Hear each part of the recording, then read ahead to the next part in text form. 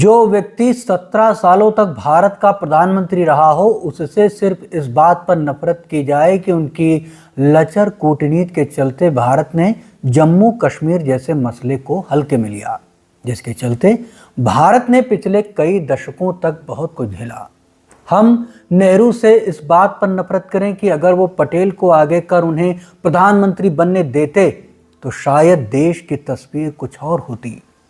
हम नेहरू से इस बात पर नफरत करें कि उन्होंने अपने अधिनायकवाद के आगे किसी की भी नहीं सुनी, यहां तक कि राष्ट्रपिता महात्मा गांधी की भी नहीं। नेहरू जितना बड़े कद के नेता थे और लोकप्रिय भी, उतना ही विवादित भी, शायद 2014 के बाद और भी। इसलिए क्योंकि आज के भारत की राजनीतिक, सामाजिक और सांस्कृतिक स्थिति जो है, जो उसकी विफलताएं हैं, सिर्फ उसके लिए उन्हें पूरी तरह से जिम्मेदार ठहराया जाता है। मतलब साफ है, एक नेहरू का भारत और एक मोदी का भारत। नेहरू का व्यक्तित्व कितना बड़ा है, उनकी सफलताएं क्या रहीं, उनकी विफलताएं क्या रहीं, क्या नेहरू के बारे में जो कुछ हमें बताया जा रहा है या हम देख पढ़ रहे हैं, क्या वो सब सही है? हम इसी पर बात करेंगे हिंद के जवाहर के पहले भाग में। बहरहाल जब नेहरू ने ये दुनिया छोड़ी तो उसके बहुत पहले वो ये कह चुके थे और नेहरू ने अपनी वसीयत में लिखा था कि उनकी अस्थियों को हवाई जहाज से भारत के हर राज्य में गिरा दिया जाए। कश्मीर में इंदिरा गांधी उन अस्थियों को खुद लेकर गईं। श्रीनगर में वो एक छोटे विमान पर चढ़ीं और भारतीय वायुसेना के एक अधिकारी के.एन. शास्त्री की मदद से उन्होंने उस धरती पर वो सारी अस्थियां बिखेर दी जहां नेहरू के पूर्वजों का जन्म हुआ था और जिसको नेहरू बहुत प्यार करते थे। बाकी अस्थियों को भारतीय वायुसेना के विमानों ने सभी राज्यों की उस धरती पर छितरा दिया जहां भारत के किसान काम करते थे। यह बार बार कहा गया है कि जवाहरलाल नेहरू को सर्वसम्मति से भारत के पहले प्रधानमंत्री के रूप में चुना गया था और वह देश के प्रिय भी थे। दस्तावेज और तथ्य इसके बिल्कुल विपरीत बोलते हैं। मौलाना आजाद 1940 में रामगढ़ अधिवेशन में कांग्रेस के अध्यक्ष चुने गए। द्वितीय विश्व युद्ध, भारत छोड़ो आंदोलन और अधिकांश कांग्रेसी नेताओं के जेल में होने जैसे विभिन्न कारणों के चलते आजाद अप्रैल 1946 तक कांग्रेस अध्यक्ष बने रहे। जैसे जैसे युद्ध समाप्त हो रहा था, यह स्पष्ट होता जा रहा था कि भारत की स्वतंत्रता अब बहुत दूर नहीं है। यह भी बहुत स्पष्ट था कि कांग्रेस अध्यक्ष को केंद्र में अंतरिम सरकार बनाने के लिए आमंत्रित किया जाएगा। केंद्रीय विधानसभा में सीटों की संख्या के कारण कांग्रेस ने 1946 के चुनावों में जीत हासिल की थी। कांग्रेस अध्यक्ष पद के लिए चुनाव की घोषणा होने के बाद मौलाना आजाद ने फिर से चुनाव की इच्छा व्यक्त की। मौलाना अपनी आत्मकथा में लिखते हैं, वे कहते हैं, आम तौर पर यह सवाल उठता है कि कांग्रेस के नए सिरे से चुनाव होने चाहिए और नया अध्यक्ष चुना जाना चाहिए। जैसे ही यह बात प्रेस में आई, एक आम मांग उठी कि मुझे एक और कार्यकाल के लिए अध्यक्ष चुना जाना चाहिए। इससे आजाद के करीबी दोस्त और सहयोगी जवाहरलाल नाराज हो गए, जिनकी अपनी खुद की उम्मीदें थी। हालांकि 20 अप्रैल 1946 को गांधी जी ने नेहरू के पक्ष में अपनी पसंद जाहिर कर दी। जवाहरलाल नेहरू के लिए गांधी जी के खुले समर्थन के बावजूद कांग्रेस पार्टी सरदार वल्लभ भाई पटेल को अध्यक्ष और भारत के पहले प्रधानमंत्री के रूप में चाहती थी, क्योंकि पटेल को एक महान कार्यकारी, आयोजक और एक महान नेता माना जाता था, जिनके पैर जमीन पर मजबूती से गड़े थे। उस समय केवल प्रदेश कांग्रेस समितियां ही कांग्रेस अध्यक्ष का नामांकन और चुनाव कर सकती थी। और 29 अप्रैल 1946 कांग्रेस अध्यक्ष पद के लिए नामांकन की अंतिम तिथि थी। कांग्रेस पार्टी के दस्तावेजों के अवलोकन से ये पता चलता है कि गांधी जी द्वारा अपनी पसंद बताए जाने के बावजूद भी 15 प्रदेश कांग्रेस समितियों में से 12 ने सरदार पटेल को नामित किया। शेष 3 ने नामांकन प्रक्रिया में हिस्सा नहीं लिया। इस प्रकार किसी भी प्रदेश कांग्रेस समिति जो अध्यक्ष को नामित करने और चुनने के लिए एकमात्र वैध निकाय थी, उसने जवाहरलाल नेहरू को नामित नहीं किया। हालांकि नेहरू को कुछ कार्यकारी समिति के सदस्यों द्वारा प्रस्तावित किया गया था, लेकिन जिनके पास ऐसा करने का कोई अधिकार नहीं था। इसके बाद सरदार पटेल को जवाहरलाल के पक्ष में नामांकन वापस लेने के लिए मनाने की कोशिशें शुरू हुईं। इस मुद्दे को हल करने के लिए गांधी जी ने नेहरू से कहा। गांधी जी ने कहा, किसी भी पीसीसी ने आपका नाम आगे नहीं किया, केवल कार्य समिति के कुछ सदस्य हैं। गांधी जी की इस टिप्पणी का जवाहरलाल ने पूरी चुप्पी के साथ जवाब दिया।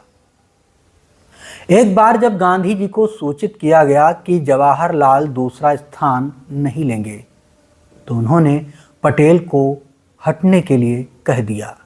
राजेंद्र प्रसाद ने अफसोस जताया कि गांधी जी ने ग्लैमरस नेहरू की खातिर एक बार फिर से अपने भरोसेमंद सिपहसालार की कुर्बानी दे दी और उन्हें डर था कि नेहरू अंग्रेजों के तौर तरीकों का अनुसरण करेंगे। जब राजेंद्र प्रसाद एक बार फिर वाक्यांश का प्रयोग कर रहे थे, तो वह वास्तव में हमेशा की तरह आखिरी पल में नेहरू की वरीयता में 1929, 1937 और 1946 में पटेल को कांग्रेस अध्यक्ष पद से वंचित करने का जिक्र कर रहे थे। सरदार पटेल ने 2 कारणों के चलते दूसरा स्थान पर रहना स्वीकार किया। पहला कि पटेल के लिए पद महत्वहीन था, और दूसरी बात, नेहरू चाहते थे कि या तो वह सरकार में नंबर 1 की जगह लेंगे या फिर बाहर रहेंगे। वल्लभ भाई पटेल ने यह भी माना कि पद नेहरू को नरम करने की संभावना है, लेकिन अस्वीकृति उन्हें विपक्ष में ले जाएगी, जो भारत को बुरी तरह से विभाजित कर देगा। पटेल इस तरह के परिणाम को सोचकर ही पीछे हट गए। मौलाना आजाद, जिन्होंने नामांकन की अंतिम तिथि से 3 दिन पहले 26 अप्रैल 1946 को नेहरू को कांग्रेस अध्यक्ष चुनने के लिए एक बयान जारी किया था, उन्होंने 1959 में मरणोपरांत प्रकाशित अपनी आत्मकथा में लिखा था। उन्होंने लिखा था, नफे नुकसान का आकलन करने के बाद में इस नतीजे पर पहुंचा कि इस मौजूदा परिस्थितियों में सरदार पटेल का चुनाव वांछनीय नहीं होगा। सभी तथ्यों को ध्यान में रखते हुए मुझे ऐसा लगा कि जवाहरलाल को नया अध्यक्ष होना चाहिए। उन्होंने कहा, मैंने अपने सर्वश्रेष्ठ निर्णय के अनुसार काम किया, लेकिन उसके बाद से जिस तरह से चीजें आकार ले रही हैं, उससे मुझे एहसास हुआ है कि यह शायद मेरे राजनीतिक जीवन की सबसे बड़ी भूल थी कि मैंने सरदार पटेल का समर्थन नहीं किया। उन्होंने जवाहरलाल जैसी गलती कभी की नहीं होती। मैं खुद को कभी माफ नहीं कर सकता जब मैं सोचता हूं कि अगर मैंने ये गलतियां नहीं की होती तो शायद पिछले 10 साल का इतिहास कुछ और ही होता। नेहरू के सबसे सहानुभूतिपूर्ण जीवनी लेखकों में से एक माइकल ब्रेचर लिखते हैं, अध्यक्ष पद को बारी बारी से बदलने की परंपरा के तहत पटेल इस पद के लिए कतार में थे। कराची अधिवेशन की अध्यक्षता करते हुए उन्हें 15 साल बीत चुके थे, जबकि नेहरू ने 1936 और 1937 में लखनऊ और फिरोजपुर में अध्यक्षता की थी। इसके अलावा पटेल प्रांतीय कांग्रेस समितियों की भारी पसंद थे। नेहरू का चुनाव गांधी के हस्तक्षेप के कारण हुआ था। पटेल को पद छोड़ने के लिए राजी कर लिया गया। माइकल ब्रेजर लिखते हैं, अगर गांधी ने हस्तक्षेप नहीं किया होता तो पटेल 1946-47 में भारत के पहले वास्तविक प्रधानमंत्री होते। उन सभी उथल पुथल भरे वर्षों को याद करते हुए सी राजगोपालाचारी, जिनके पास सरदार पटेल के प्रति गुस्सा होने दिखाने के कई कारण थे, क्योंकि यह पटेल ही थे जिन्होंने राजा जी को भारत के पहले राष्ट्रपति पद से वंचित रखा था, ने 1972 में भवन के जर्नल में पटेल की मृत्यु के लगभग 22 साल बाद लिखा था। वे कहते हैं, निस्संदेह ये बेहतर होता कि नेहरू को विदेश मंत्री और पटेल को प्रधानमंत्री बनाने के लिए कहा जाता। मैं भी यह मानने की गलती में पड़ गया कि जवाहरलाल दोनों में से अधिक प्रबुद्ध व्यक्ति थे। यह एक गलत धारणा थी, लेकिन यह प्रचलित पूर्वाग्रह था। भारत के पहले राष्ट्रपति के बारे में अखबारों में गपशप अप्रैल 1949 में ही शुरू हो गई थी। राजगोपालाचारी और राजेंद्र प्रसाद दोनों लगभग समानांतर पदों पर थे। अटकलें और गपशप को खत्म करने के लिए प्रसाद ने 10 जून 1949 को यह बयान जारी किया था। उन्होंने कहा था, राजा जी और मेरे बीच किसी भी पद के लिए प्रतिद्वंदिता का कोई सवाल ही नहीं है। इसलिए मैं जनता को आगाह करना चाहता हूं कि वह इस तरह के किसी भी दुष्प्रचार से गुमराह न हो और सभी से इसमें शामिल न होने का अनुरोध भी करता हूं। अटकलों का दौर थोड़ा शांत हो गया, मगर अंदर खाने में अलग ही सियासत चल रही थी। कांग्रेस के बाकी नेताओं से बात किए बिना ही नेहरू ने राजगोपालाचारी को देश का राष्ट्रपति सोच लिया था, लेकिन प्रसाद बाबू कोई छुटभैये नेता तो थे नहीं। इसलिए नेहरू ने 10 सितंबर 1949 को उन्हें एक पत्र लिखा। नेहरू ने प्रसाद से कहा, जल्द ही हमें गणतंत्र के राष्ट्रपति के चुनाव के विषय में फैसला करना होगा। मैंने वल्लभ भाई से इस बारे में चर्चा की है और हमें लगा कि राजा जी शायद राष्ट्रपति बने रहेंगे। इसी वजह से वल्लभ भाई और मैंने महसूस किया कि एक मत से चुनाव के लिए आपकी ओर से राजा जी का नाम रखा जाए।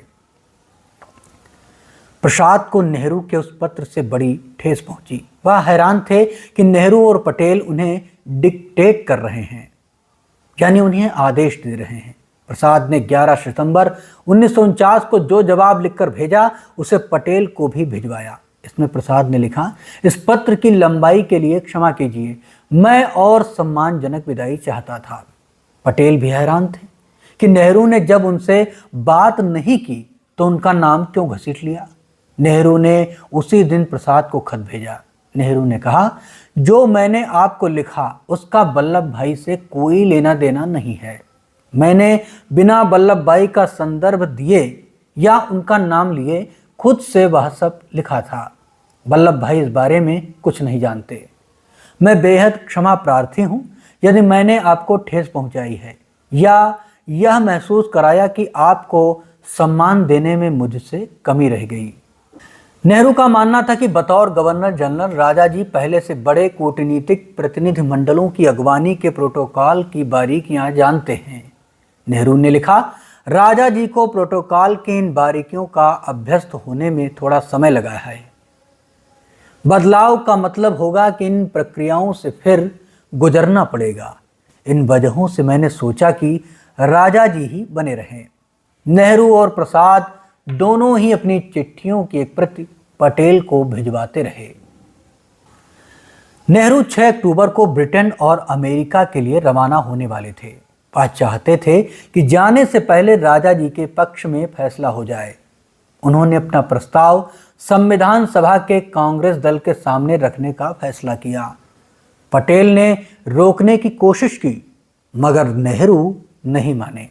उस बैठक के बारे में वी शंकर ने लिखा, जैसे ही उन्होंने ऐसा किया माहौल तनावपूर्ण हो गया। उनका भाषण कुछ उत्साही सदस्यों ने रोक दिया। रुकावट बड़ी सम्मानजनक नहीं थी। नेहरू के बाद कई और लोग बोले और सबने प्रस्ताव का बेहद कड़े शब्दों में विरोध किया। चर्चा काफी उग्र हो चली थी और इसमें कोई संदेह नहीं था कि पार्टी इस प्रस्ताव के साफ खिलाफ थी। अब मंच पर सरदार ने माइक संभाला और करीब 10 मिनट तक बोलते रहे। पटेल ने सदस्यों से मर्यादा बनाए रखने की अपील की। पटेल के दखल से यह तो तय हो गया कि नेहरू का प्रस्ताव गिरेगा नहीं। उसी रात नेहरू ने अपने हाथों से पटेल को लिख भेजा कि यात्रा से लौटकर वह त्याग पत्र दे देंगे। हालांकि ऐसा हुआ नहीं। भारत लौटते ही वह राजा जी के चुनाव में लग गए। उन्होंने एक और दांव चला। दिसंबर 1949 को नेहरू ने प्रसाद को लिखा कि पार्टी बेहद अजीबोगरीब स्थिति में पहुंच गई है। नेहरू ने प्रसाद को पार्टी अध्यक्ष या योजना आयोग का चेयरमैन बनाने का ऑफर दिया। प्रसाद ने 12 दिसंबर 1949 को जवाब में नेहरू को 2 टूक शब्दों में लिखा, मैं सहमत हूं कि गणतंत्र के राष्ट्रपति से जुड़े फैसले में देरी नहीं करनी चाहिए और अगर मैं कोई मदद कर सकता हूं तो मैं तैयार हूं। किन्हीं कारणों से, चाहे वह न्याय संगत हो या फिर नहीं, सभा के काफी सदस्यों की यह राय है कि मैं गणतंत्र के राष्ट्रपति का पद स्वीकार करूं। इस संबंध में अलग अलग लोगों से बात करने के बाद ऐसा लगता है कि अगर मैंने प्रस्ताव नहीं स्वीकार किया तो वे इसे विश्वासघात के रूप में देखेंगे। उन्होंने इस शब्द का इस्तेमाल किया है और मुझसे कहा है कि मैं उनके साथ विश्वासघात न करूं। पटेल फैसला कर चुके थे कि वह प्रसाद का साथ देंगे। 18 दिसंबर 1949 को प्रसाद को पत्र में पटेल ने लिखा, आपको जवाहरलाल के विचार पता हैं। आप अनुमान लगा सकते हैं कि मौलाना क्या महसूस करते हैं। दूसरे शब्दों में, आपने मुझ पर बड़ा बोझ लाद दिया है। मैं नहीं जानता कि क्या करूं। जवाहरलाल मुझे बताते हैं कि वह मेरे लौटने पर इस बारे में मुझसे चर्चा करेंगे। इसके बाद पटेल ने प्रसाद के पक्ष में गोलबंदी शुरू कर दी। इतिहासकार प्रोफेसर मक्खन लाल ने एक न्यूज़ पोर्टल के लिए अपने लेख में कहा था कि जब डीपी मिश्रा ने पूछा कि प्रसाद के जीतने की कितनी संभावना है तो उन्होंने जवाब दिया, अगर दूल्हा पालकी छोड़कर भाग न जाए तो शादी नक्की। सरदार पटेल को डर था कि कहीं राजा जी के पक्ष में प्रसाद रिटायर होने को राजी न हो जाएं। हालांकि ऐसा हुआ नहीं। संविधान सभा ने 1950 में डॉक्टर राजेंद्र प्रसाद को ही भारत का पहला राष्ट्रपति चुना। वह 1952 में पहले राष्ट्रपति के रूप में चुनाव जीते और 1957 में दूसरा भी। राजेंद्र बाबू मई 1962 तक भारत के राष्ट्रपति रहे। श्यामा प्रसाद मुखर्जी नेहरू की पहली सरकार में मंत्री थे। जब नेहरू लियाकत पैक्ट हुआ तो उन्होंने और बंगाल के एक और मंत्री ने इस्तीफा दे दिया। उसके बाद उन्होंने जनसंघ की नींव डाली। आम चुनाव के तुरंत बाद दिल्ली के नगरपालिका चुनाव में कांग्रेस और जनसंघ में बहुत कड़ी टक्कर हो रही थी। इस माहौल में संसद में बोलते हुए श्यामा प्रसाद मुखर्जी ने कांग्रेस पार्टी पर आरोप लगाया कि वो चुनाव जीतने के लिए वाइन और मनी का इस्तेमाल कर रही है। वाइन और मनी का। इस आरोप का नेहरू ने काफी विरोध किया। इस बारे में इंदर मल्होत्रा ने बताया था, जवाहरलाल नेहरू समझे कि मुखर्जी ने वाइन और वुमेन कहा है। उन्होंने खड़े होकर इसका पुरजोर से विरोध किया। मुखर्जी साहब ने कहा कि आप आधिकारिक रिकॉर्ड उठाकर देख लीजिए, मैंने क्या कहा है। यूं ही नेहरू ने महसूस किया कि उन्होंने गलती कर दी। उन्होंने भरे सदन में खड़े होकर उनसे माफ़ी मांगी। तब मुखर्जी ने उनसे कहा कि माफ़ी मांगने की कोई ज़रूरत नहीं है, मैं बस यह कहना चाहता हूं कि मैं गलत बयानबाजी नहीं करूंगा। जवाहरलाल नेहरू ना तो चीनियों के प्रति सॉफ्ट थे और ना ही वह उन पर विश्वास करते थे। चीन से आधिकारिक बातचीत के लिए नेहरू अपने विश्वास पात्रों पर भरोसा करते थे। इन्हें गोपनीयता की शपथ दिलाई थी और ये विश्वास पात्र नेहरू से अकेले में बात करते थे। ये दावा राजनयिक और कूटनीतिज्ञ जी पार्थ सारथी पर आधारित एक किताब में किया गया है। डिप्लोमेसी के क्षेत्र में लंबा अनुभव रखने वाले जी पार्थ सारथी पूर्व प्रधानमंत्री इंदिरा गांधी के सलाहकार थे। इन्होंने जवाहरलाल नेहरू और राजीव गांधी के साथ भी काम किया था। कूटनीतिक गलियारों में जीपी नाम से प्रसिद्ध जी पार्थसारथी को नेहरू ने भारत चीन युद्ध से पहले 1958 में राजदूत नियुक्त कर चीन भेजा था। अशोक पार्थसारथी जो जी पार्थसारथी के पुत्र हैं, जो कि खुद प्रधानमंत्री इंदिरा गांधी के विज्ञान और तकनीकी सलाहकार भी थे, उन्होंने जीपी के नोट्स का हवाला देते हुए नेहरू द्वारा कही गई बातों को कुछ इस तरह से बताया है। नेहरू कहते हैं, हाँ जीपी, फॉरेन ऑफिस ने तुम्हें क्या बताया है? हिंदी चीनी भाई भाई, क्या तुम इस पर विश्वास नहीं करते हो? मैं इन चीनियों पर जरा भी विश्वास नहीं करता हूं। दोनों के बीच आगे कुछ इस तरह बातें हुई। नेहरू बोले, ये लोग घमंडी, विश्वास नहीं करने वाले लोग, कुटिल और आधिपत्य जताने वाले शख्स हैं। तुम्हें हमेशा सतर्क रहना चाहिए। अहम मुद्दों पर तुम्हें सिर्फ मुझे ही टेलीग्राफ भेजने चाहिए। तुम इस बात को भी सुनिश्चित करो कि मेरे द्वारा तुम्हें दिए गए इन पॉलिसी गाइडलाइंस की जानकारी कृष्णा मेनन को भी न हो। ऐसा इसलिए क्योंकि कृष्णा को लगता है कि कोई भी सोशलिस्ट देश एक गुटनिरपेक्ष देश पर कभी हमला नहीं करेगा।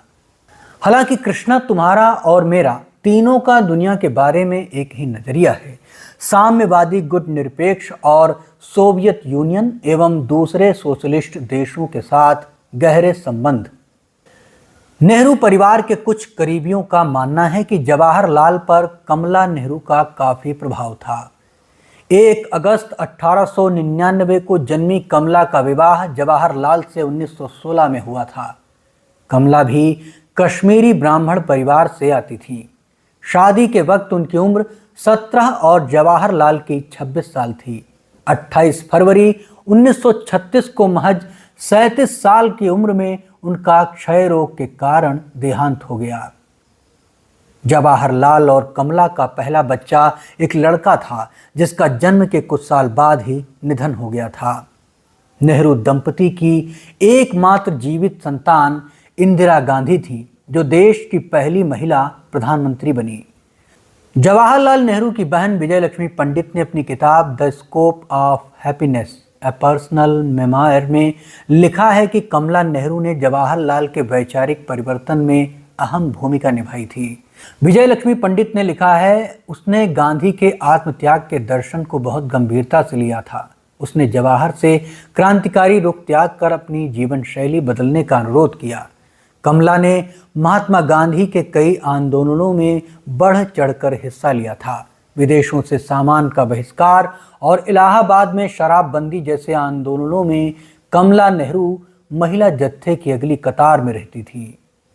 एक बार जब जवाहरलाल को ब्रिटिश पुलिस ने एक भाषण के बाद राजद्रोह के आरोप में गिरफ्तार कर लिया, तो कमला नेहरू ने उसकी जगह लेते हुए खुद भी वही भाषण सार्वजनिक मंच पर दिया। कमला की बढ़ती लोकप्रियता से डरकर ब्रिटिश ने उन्हें भी गिरफ्तार करवा दिया, लेकिन जेल जाने से कमला का मनोबल नहीं टूटा। आज़ादी की लड़ाई के सिपाही होने के साथ वो अपने पति की आदर्श जीवन संगिनी भी थी। शायद यही वजह है कि वो अपनी निजी तकलीफ को पति और परिवार से छिपाती रही थी, जिससे उनकी बीमारी बढ़ती गई। कृष्णा नेहरू हती सिंह ने अपनी किताब dear to behold an intimate protest of Indira Gandhi में कमला नेहरू के इस पक्ष पर रोशनी डाली है। कृष्णा नेहरू लिखती हैं, कमला जवाहर के सुकून का स्रोत थी और उसने उन्हें कभी पता चलने नहीं दिया कि वो किस कदर बीमार हैं। वो हरदम आशावान रहती थी। वो जब भी जवाहर के पास होती थी, उसे ढांढस और साहस देती थी। अक्सर सियासी गलियारों में चर्चा होती है कि नेहरू ने खुद को भारत रत्न सम्मान से नवाजा था। आम तौर पर देश के सर्वोच्च सम्मान भारत रत्न प्रदान करने की सिफारिश केंद्र सरकार की ओर से राष्ट्रपति को की जाती है। राष्ट्रपति फिर यह सम्मान से नवाजते हैं। शायद इसीलिए कहा जाता है कि नेहरू ने खुद को भारत रत्न दिलवाया, लेकिन ऐसा बिल्कुल नहीं है। पंडित नेहरू को भारत रत्न देने का प्रस्ताव तत्कालीन राष्ट्रपति डॉक्टर राजेंद्र प्रसाद का था। उन्होंने ही सम्मान सूची में नेहरू का नाम जुड़वाया था। बात 1955 की गर्मियों की है। पंडित नेहरू बतौर प्रधानमंत्री यूरोप दौरे पर थे। तब 15 जुलाई 1955 को डॉक्टर प्रसाद ने कहा था, क्योंकि यह कदम मैंने बगैर प्रधानमंत्री की अनुशंसा के स्वविवेक से उठाया है, इसे असंवैधानिक माना जा सकता है, लेकिन मुझे आशा है कि इसका पूरे देश में स्वागत किया जाएगा। राष्ट्रपति के इस कथन से यह स्पष्ट था कि नेहरू को भारत रत्न देने का फैसला उनका स्वयं का था। भले ही दोनों के संबंध कई मुद्दों पर मतभेद वाले थे, हालांकि इसके फलस्वरूप जब 1962 में डॉक्टर राजेंद्र प्रसाद राष्ट्रपति पद से सेवानिवृत्त हुए, तब उन्हें भारत रत्न से नवाजा गया था। कहा जाता है कि ऐसा करके नेहरू ने अपना कर्ज उतारा था। हम हिंद के जवाहर में जवाहरलाल नेहरू के अनूठे पहलुओं पर चर्चा करेंगे हिंद के जवाहर के अगले एपिसोड में। तब तक देखते रहिए न्यूज़ टुडे। बहुत बहुत शुक्रिया, धन्यवाद, नमस्कार।